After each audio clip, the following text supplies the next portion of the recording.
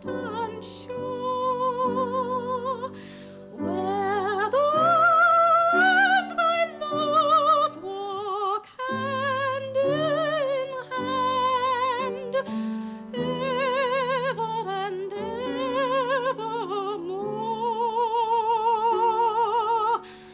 Be of good cheer, dear heart, asleep on a distant shore, where the and thy love walk hand in hand, ever and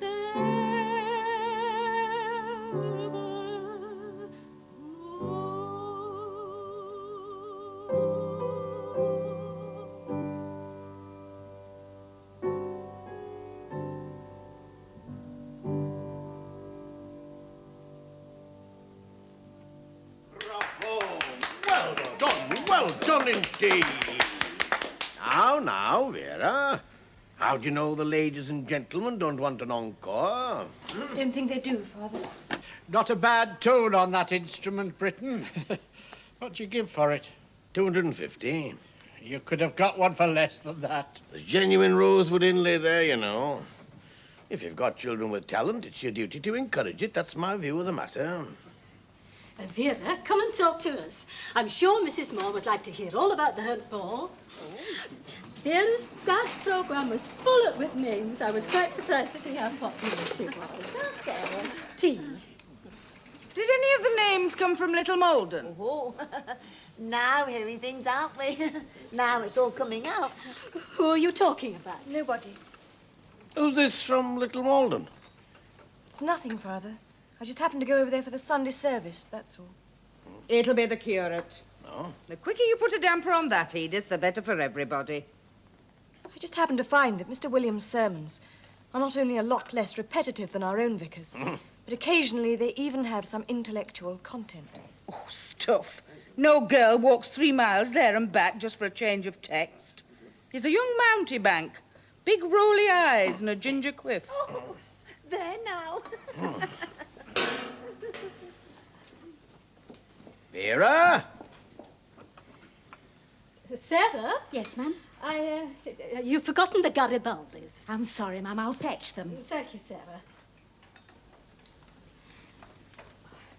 I think it must be this dreadful weather we've been having. It's been upsetting us all. Vera? Yes, Father. I'm waiting to hear what was the meaning of that little exhibition. Exhibition? Turning your back on everyone like that, totally uncalled for, insulting to our guests and humiliating to your mother and myself. I was the one who was being humiliated. Humiliate? Upon my soul, Vera, sometimes I think there's something wrong with your head. They listened to your play, they applauded, they paid you nice little compliments about your conquest. Oh, Vera. Father, I'm sorry if I was rude. Now, that's more like my little girl. But I have tried to tell you, and I can never seem to make you understand. All right, come on, what is it? What is this? I can't understand. I know it's meant to be some sort of compliment, to pretend that all a girl thinks about is getting admirers.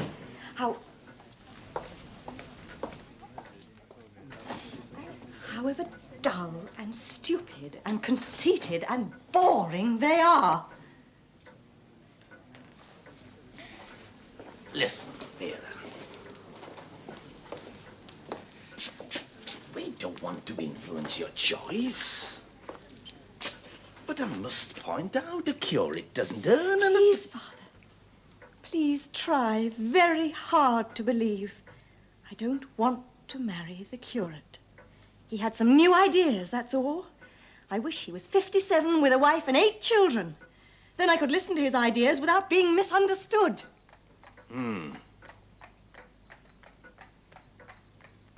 About the piano. Well? It's beautiful. But my hands are too small to span an octave properly.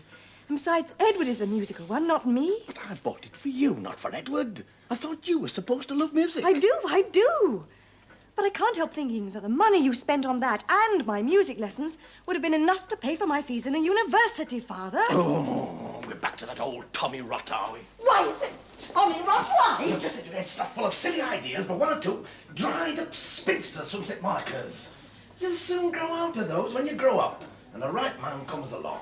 Father, when will you realise that I am grown up? I'm 18. I am not a little girl. I am 18. I am a woman.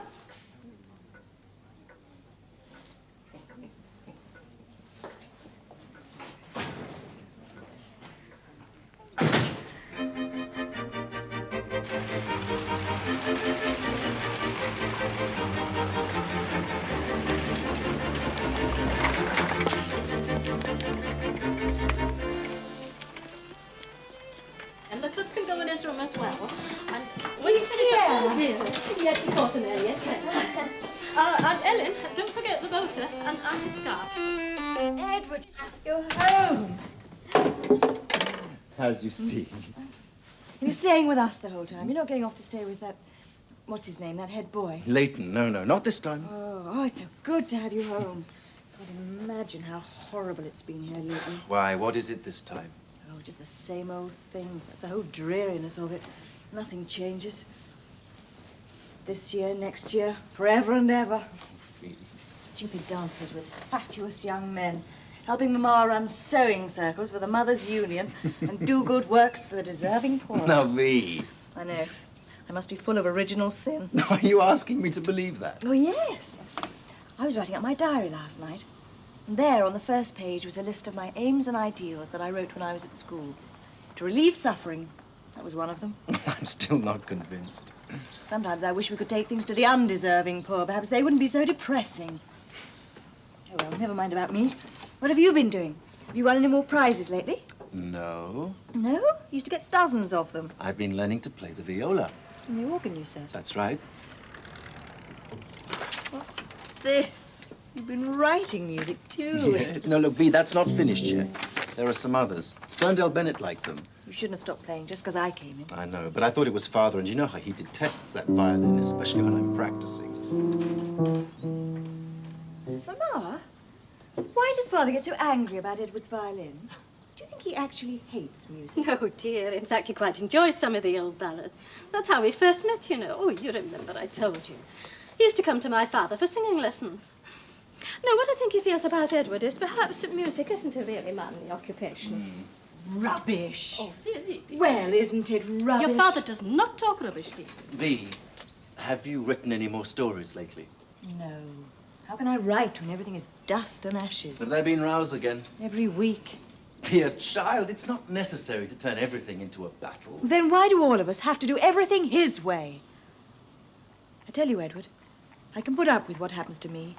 But if you let him put you in that paper mill, I shall never forgive you, never. You won't do that.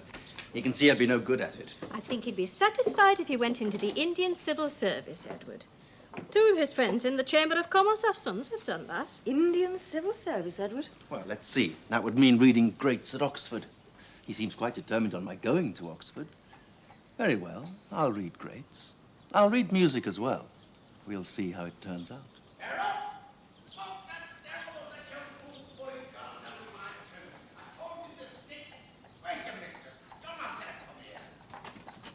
Excuse me, ma'am, but the master'd like a word with you about the privet.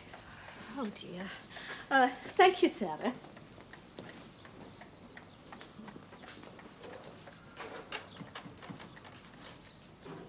I believe that's why you've stopped winning prizes. You're going to show him you'll never be any good at anything but music. You'll fail the Indian Civil Service exam, won't you? Time will tell.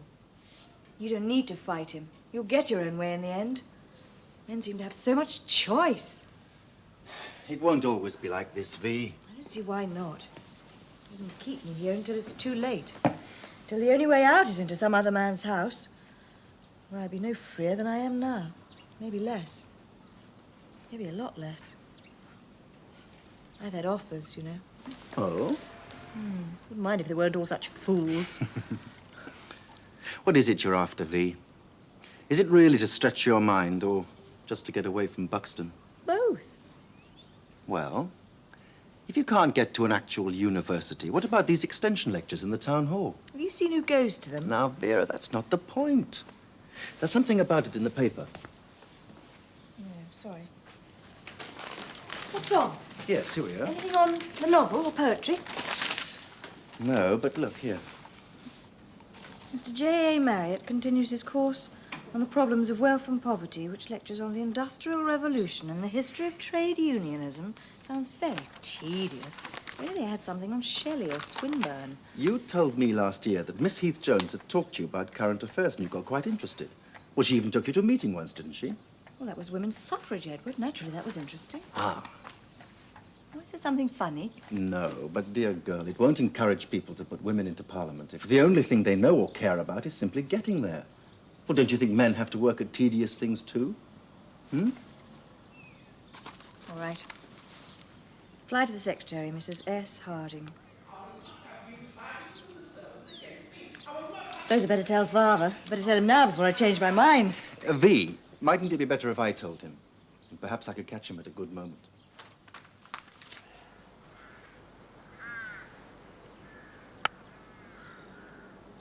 Oh, well done, sir. Splendid.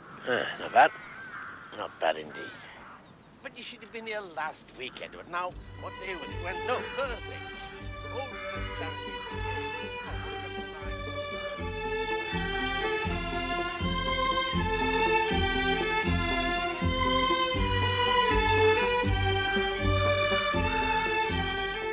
what sort of people are running it? The secretaries are Mrs. Harding. Married to an architect, I believe. Oh, that'll be Jacob Harding. Brother to Harding, the accountant, very old Buxton family, highly respected. That's right. Oh, what time will she be getting home from these lectures? Oh, not late. I've got the cutting here somewhere. Yes.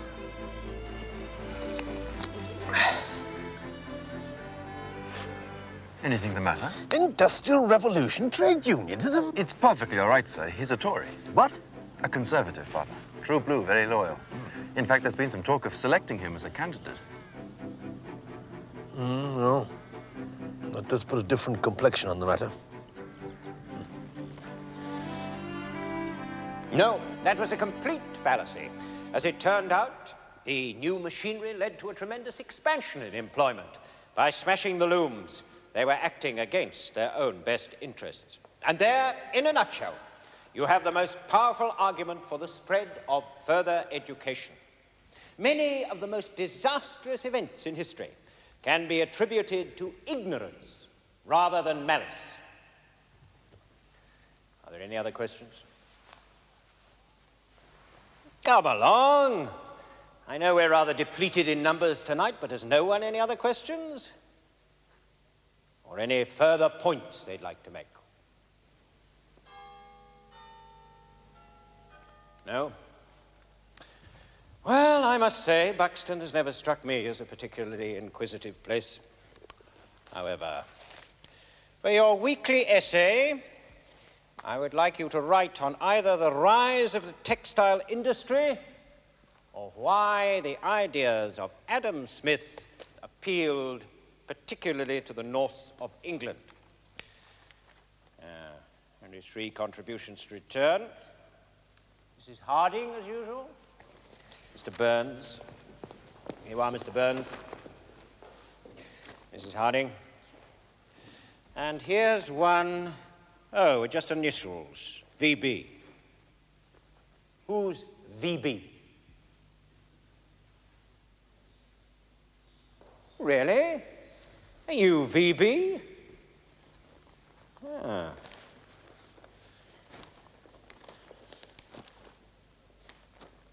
Very good. Very promising. You certainly know how to handle words. Next week, ladies and gentlemen, we shall be discussing the Corn Laws. Meanwhile, thank you for your attention and good night. May I have your attention, please, just for one moment? Mr. Marriott, who comes quite a long way to give us these lectures, normally stays overnight with our treasurer, Mr. Green, who is unable to be here tonight as they're preparing to remove to London. Unfortunately, I can't offer him hospitality either next Wednesday. If you know of anyone with a spare bedroom who'd be willing to step into the breach, I'd be most grateful. I must say, this Mr. Marriott's not at all what I expected. When Mrs. Jones went to his class, that's Mrs. Alderman Jones, she said that he looked down his nose at Buxton people. But I must speak as I find. I saw no signs of side at all. Of course, with the real gentry, you don't. Ashtray, Sarah and Father. If you're catering for the quality market, and my firm always has, you can't afford shoddy workmanship. Oh, precisely. No, thank you. Now, at this point, Mr. Marriott, you may be asking yourself, but how does he avoid shoddy workmanship? What is the secret? Well, I'll tell you. It lies in three things. The best and most up-to-date plant and machinery, personal attention to detail, and good relations with my workmen. They look upon me as a father, Mr. Marriott. I'm sure they do. And how is the course of lectures going on, Mr. Marriott? I hear it's been very successful. No, I'd hardly call it that, Mrs. Brittain. Attendance has been low this year. Mr. Marriott's very pleased with Vera, though, my dear. Says she's the best in the class. That's so, isn't it? Indeed. Quite an honour, you know, coming from an Oxford man. Oh, yes. My brother's boys are up at Oxford. Doing very well, I understand. Lottie was saying she's finding it quite a drain having the two up there at the same time. Not that she's counting the cost, of course. But you're lucky you only have the one. Two, surely. No, Mr. Marriott, just the one, Edward. Oh, I do wish you could have met him. He's at Uppingham. They think so highly of him there. But with your daughter here, surely that makes two. I thought we were talking about higher education. Yes, exactly. Please, Mr. Marriott, what would be the procedure for a girl wanting to go to Oxford? Vera, don't show yourself up, dear. Here we go. She's off again. Which college did you have in mind?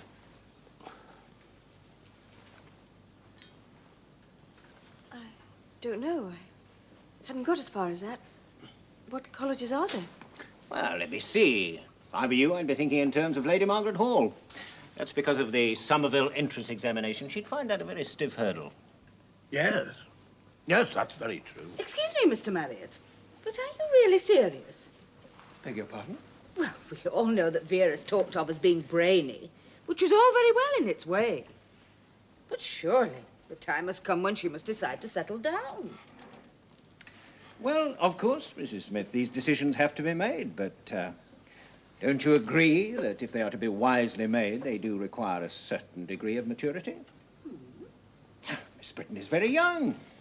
After Oxford, these options would still be open to her, and her decision would certainly be a better informed one. There's something in that, I suppose.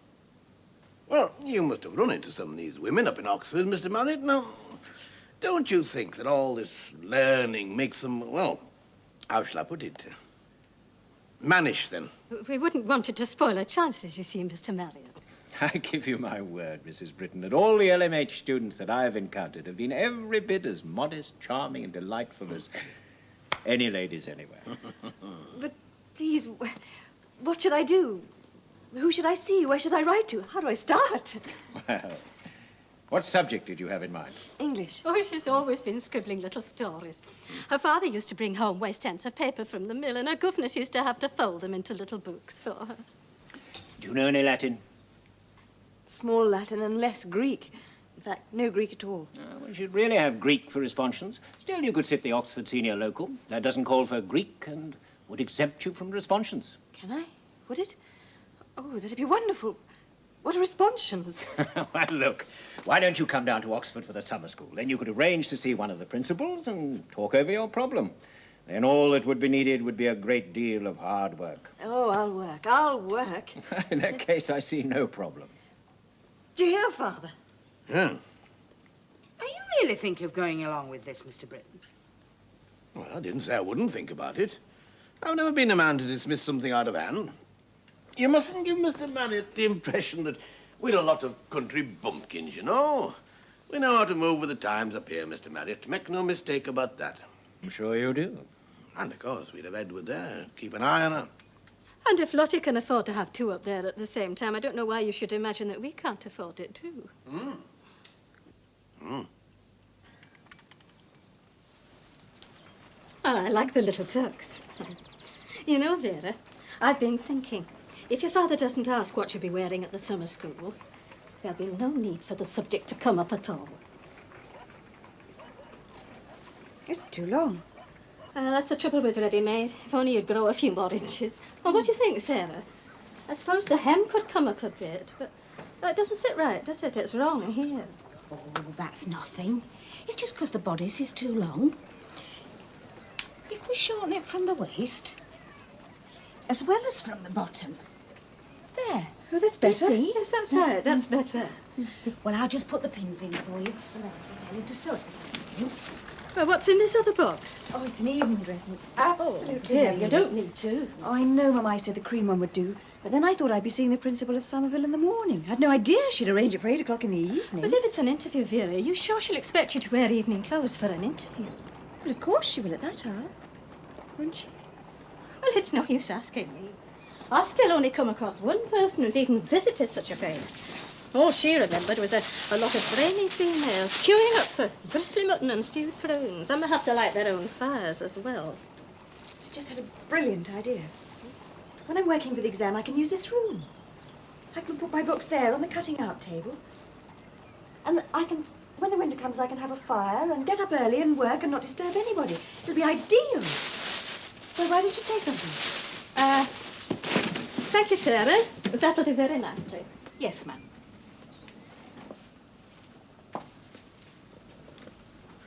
Well? You can use the room for your studies if you wish, though with 3 living rooms in use, I really don't see the need, but you can't have a fire. Why not? To make extra work for the servants, that's why not.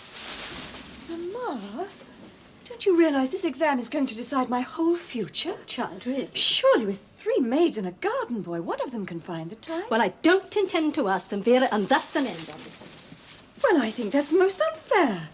I'm sure if Edward needed it for his career, you'd find a way.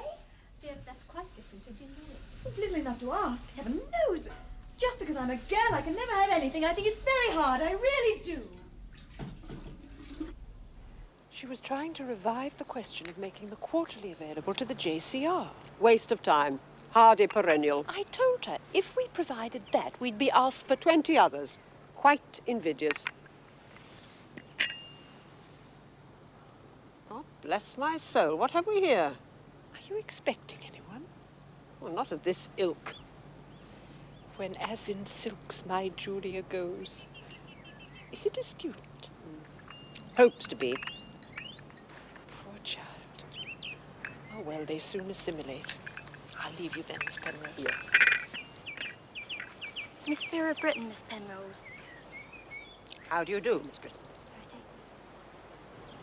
Good evening. Take a seat.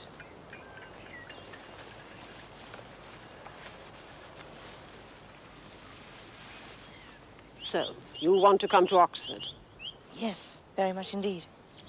Why Somerville? Any particular reason? Yes. Good. Well, let's hear. Well, go on. when I first inquired, I was advised not to apply for Somerville. Not to apply? Yes, because... Well, that's a strange reason. Ask advice and do the direct opposite. But they only told me not to apply because the Somerville entrance examination is the hardest.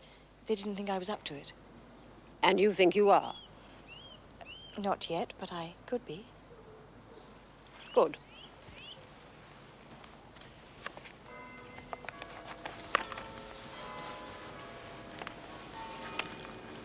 Don't fiddle with your shoe. Put it on.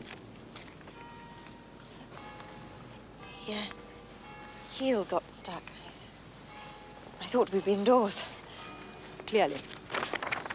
Anyway, it's of no importance. Now, you'll need that. That's general. Now, what had you thought of reading? Reading? Subject. Oh, English, please. English,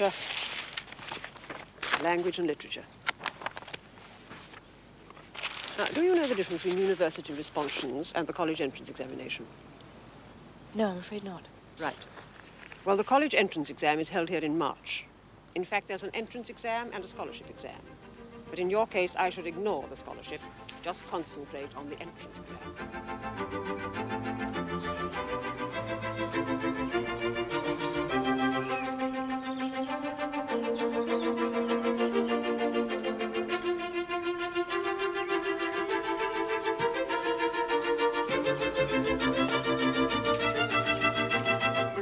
Why not go the whole hog? How do you mean? Well, why stick at the potty little entrance exam? Try for the scholarship. Principal told me not to. Don't have to listen to her. You've got far more brains than most girls. How do you know I have? Oh, I'm sure you have. I've met some of the chap's sisters. Most of them are idiots. Besides, old Marriott wouldn't have made all that up about your essays. I was talking to Leighton about it, and that's what he said. Right. You're served. Who's coming to stay with us over Easter?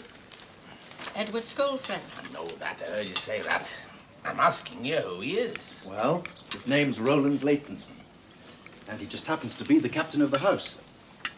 And editor of the school magazine, and very popular and just all round brilliant. If you'd been to the old boys last summer, you'd have seen him. These saw him.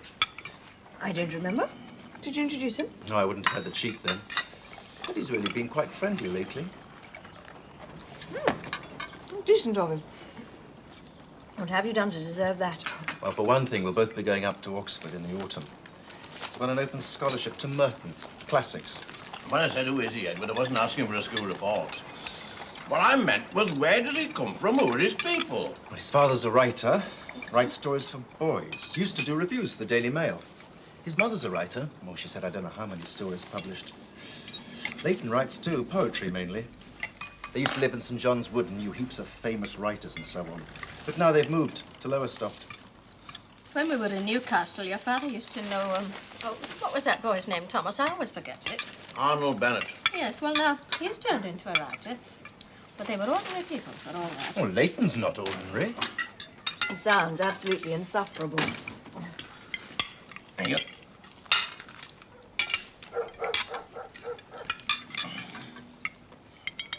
Thank you, Sarah. Letter for Miss Vera.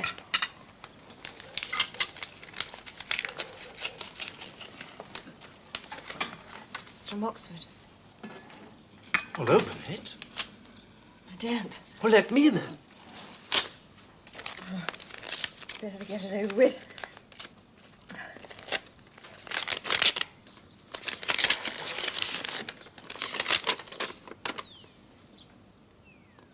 An exhibition.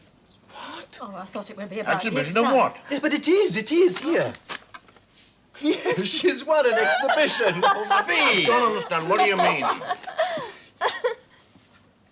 Conditional on her passing the Come Oxford on, senior. Father, may I? Edward, pass it over. Oh, what's this about money? Is that what they charge? That's what they're awarding her. You mean they pay her? Yes. Actual cash? Yes. I passed the Oxford Senior in July. Oh, I can't believe it. I thought I made such a mess of my essay. Let me read it properly. Oh, just wait till I tell them this. Well, so she did it. Good old Jack.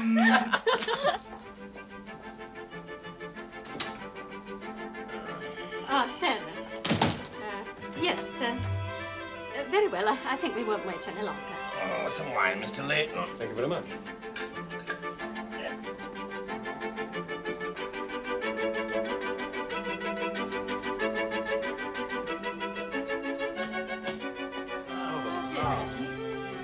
This is Roland Leighton, my sister Vera. How do you do? How do you do?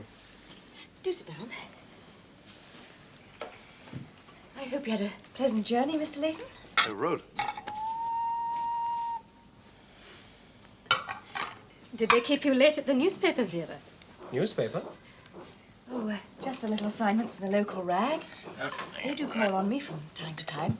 Yes, she went to see the editor last month to ask him if he'd let her write little pieces for him. It's a very shrewd move, if I may say so. Oh? Well, nothing carries more weight in Fleet Street nowadays than a bit of practical experience in the provincials. Oh, really? Oh, indeed. Well, Northcliffe in particular makes a real fetish of it. He won't even look at a graduate. Well, not unless he started on the ground floor, as you're doing. I thought at least it would be an experience. Quite right.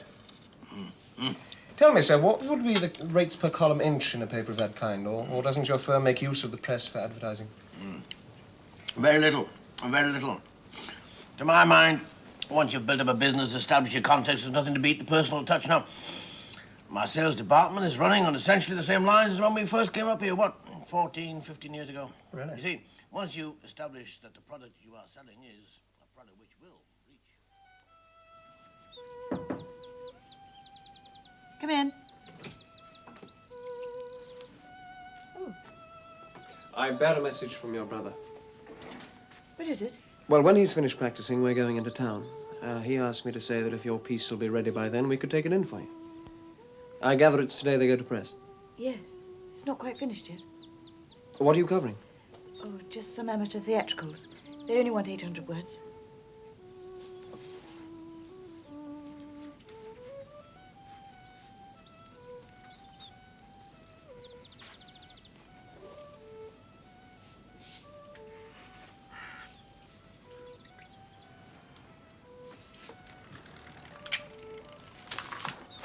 Oh, may I read it? It'll be out on Saturday. You mean it'll look better in print? No. But you see, the market I'm aiming at, it'll be in context.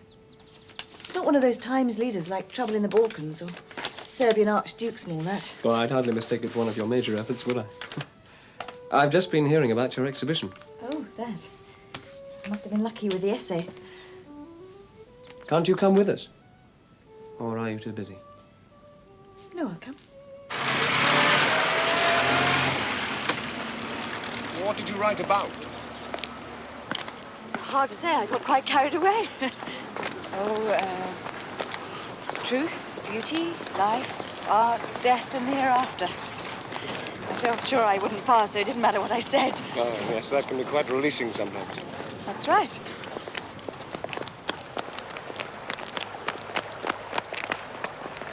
Tell me about the hereafter. I can't. There isn't any. Well, how could you write about it? I wrote about there not being any, and how this could be made bearable, and the enhancing effect it has, or ought to have, on the span of life that is given to us. That sort of thing. Well, if that were true, I should find it very hard to believe in the giver. If it all just ends, breaks off short, isn't that a very parsimonious kind of gift? I don't know. Depends on us, partly. How much we make of it while we've got it. It is arbitrary, yes, but so much of the universe is arbitrary. You mean you conceive of a creator who would actually destroy? No, when I said given to us, that was a metaphor. I see. All right, then you tell me more about the hereafter.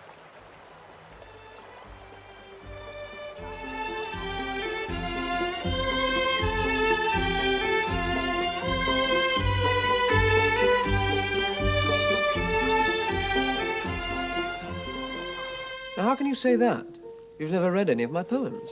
I read L'Envoi last Christmas, when Edward was setting it to music. Well, I don't count that. That was a bespoke effort for the school magazine. Who's your favourite poet? Shelley. And prose, which novelists? George Eliot, Meredith, Emily Bronte. That's interesting. 2 out of 3 are women. What's wrong with that? Nothing. When you said interesting, you meant odd. Odd that women should feature at the top of any list. No, I don't think that was what I meant. Wait there a minute. If you want prose, I'll read you a piece of prose. I had to copy it out because the book was only loaned to me. Now then. On the first page? Yes. We take all labour as our province. We? Women. From the judge's seat to the legislator's chair, from the statesman's closet to the merchant's office, from the chemist's laboratory to the astronomer's tower. And there is no closed door we do not intend to force open, and there is no fruit in the garden of knowledge it is not our determination to eat. That's Olive Schreiner.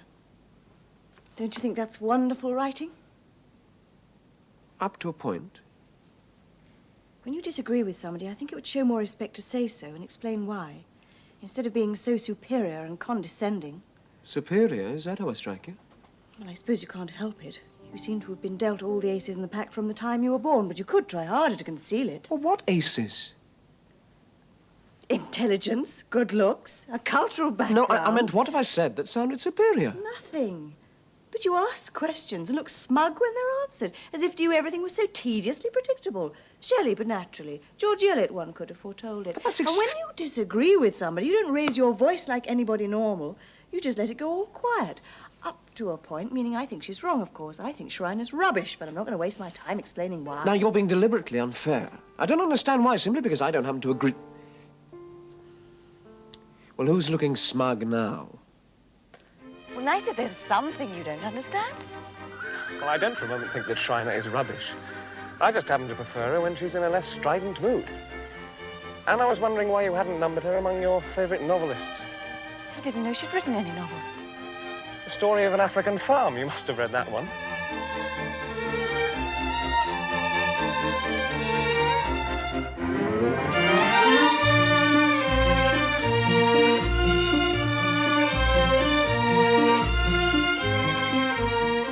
Down the long white road we walked together, down between the grey hills and the heather where the tawny crested plover cries.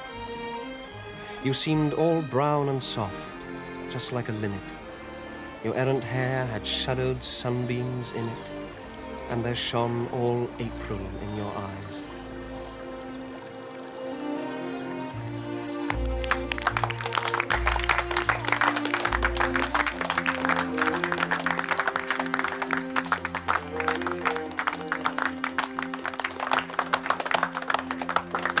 Lay yourself in, Davidson. It's a very good wicket-keeper. Hardly. No, it's my fault. I should have settled for the one. Jolly good bit of fielding there. Young Anderson seems to be shaping up nicely. He's going to make a fine all-rounder next season. It's strange to think of it all going on. And we won't be here to see it. Yes. Reminds me of that Houseman piece. Here's my team ploughing that I was used to drive, and hear the harness jingle when I was man alive. Thanks. It's not quite like that, though, is it? Oh, maybe not. Well, I hope not, anyway. Things aren't looking too good, though, are they? Well, the way I see it is, if it's coming, the sooner the better. Why should it be coming, though? I honestly don't see what Serbia's got to do with us. But that's not the point. The point is the Bosch is building up his strength all the time. They're only waiting for an excuse. And the longer we put it off, the worse it'll be. The man was taking a pretty sober view of it in chapel yesterday. If a man cannot be useful to his country, then he is better dead. Well, I agree with him. Oh, we all agree with him, Victor. So I should hope. Yes, well, I should have thought that goes without saying. Oh, well played. Good shot.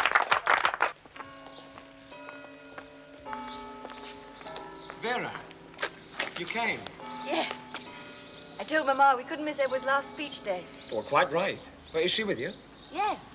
Over there, talking to the housemaster. They're staying at Waterworks Cottage. Well, how long for? Till Sunday night. Oh, that's splendid. Edward? Coming. Well, I'll see you tomorrow then, Vera. Yes. After OTC. After what did you say? OTC, Officers Training Corps. That's the first item tomorrow, the parade. And the service. And then after lunch, there's the prize giving and the concert. And then the garden party. The weather looks good for it. It's going to be a lovely, lovely day. Battalion! Present! Arms! Battalion! Slope! Arms! Battalion! Battalion! Jump!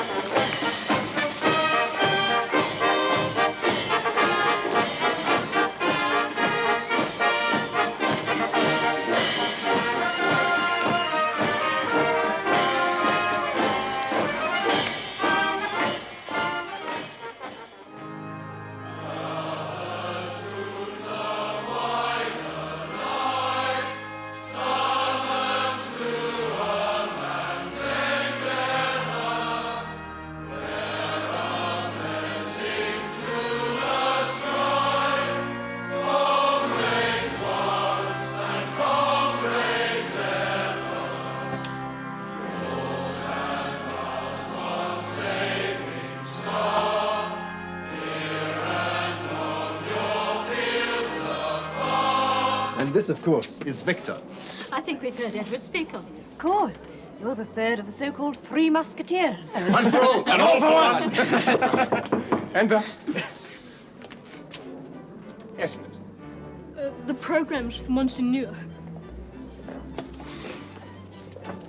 Which of you, I wonder, would be Monseigneur? Come now, Phoebe, you ask. Really? Yours, I believe, my lord. Now, you can't ask me to take the blame for that. One doesn't select one's own nickname. They needs must love the highest when they see. Yes, thank you very much. Is Victor going to Oxford too? No, I've applied for Cambridge, Queen's. Oh, when are you sitting the Oxford Senior? Must be quite soon now. Next week. No, don't start her on that, Edward. We've had nothing but that exam for the last month. It's bad enough when she bores us with it without boring your friends into the bargain. Here are the programmes for this Oh, afternoon. good. Did you win anything this time, Edward? Oh, he came second in quite a number of things, Mrs. Brittain. And he's doing the solo violin in the concert. Oh, what is it, dear? List of prize winners, really? It's hardly worth printing. The Nettleship Prize for English Essay, R.A. Leighton. Thank you. Greek prose Composition, R.A. Leighton. Thank you. Latin hexameters, R.A. Leighton. Greek iambics, R.P. Garrett. When did he come in? Greek epigrams, R.A. Leighton. Enough. I shall look out for every atom of conceit, and if I see the least symptom, I shall squash it flat. Oh, your mother must be immensely proud of you, Edward. Oh, I don't know. She seems to take it in her stride. She seems to feel that from any son of hers, it's the very least that could be expected. Where is she now? Lowestoft. Oh, you mean she's not here? Well, no, she's too busy. Well, she had a book to finish. Oh. I told her I'd need at least one supporter to raise a little applause. Oh, there now. I think we can manage a couple. Oh, yes, 2 or 3.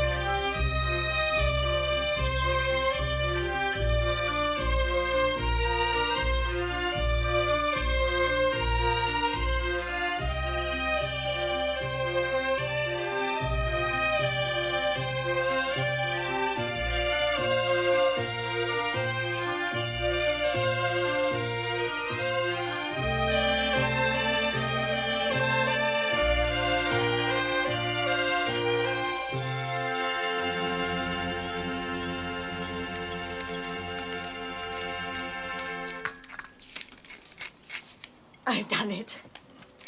I'm through. Reached the required standard. Oh, Mamma, well I've got the done. Oxford Senior. Thank heaven for that, dear. Now perhaps we can have some peace.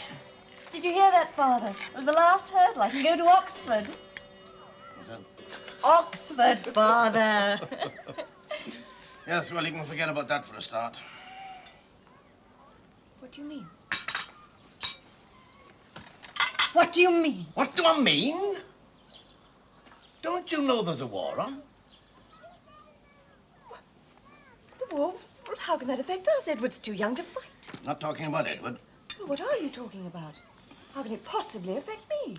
God in heaven, why are women always so dense? You sit there. You seem to think nothing's happened. I'm talking about the firm. Don't you realize how this is going to affect everything? Trade, investment, taxes, supplies. Why should it? Good heavens, we've had wars before. You said that in the Boer War, trade actually got better. This is not like the Boer War. This is in Europe, you silly girl. It can disrupt everything. It can drag on for months. And where's that going to leave us? In the workhouse, that's where. And if you think that I can pour out money on your blue-stocking fads and fancies while the firm's going down the drain while you're living in a fool's paradise, Vera, that's all I can say. Are you saying that you can't afford for either of us to go? Is that what you're saying? No. I'm saying only one of you can go. And don't ask which one. You may as well start getting used to the idea straight away. I'm having no arguments about it.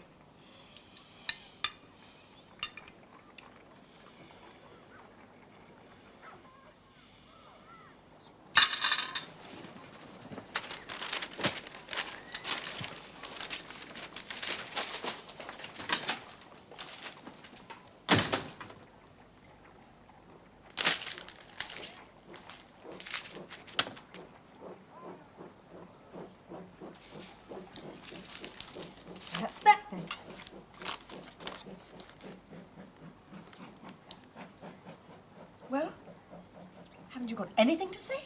There's no point. Not until he's cooled down a bit. And then what will you say?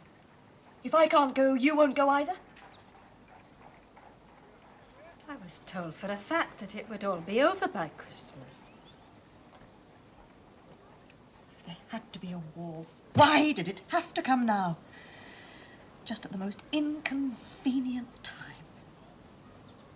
This is really going to mess things up for me.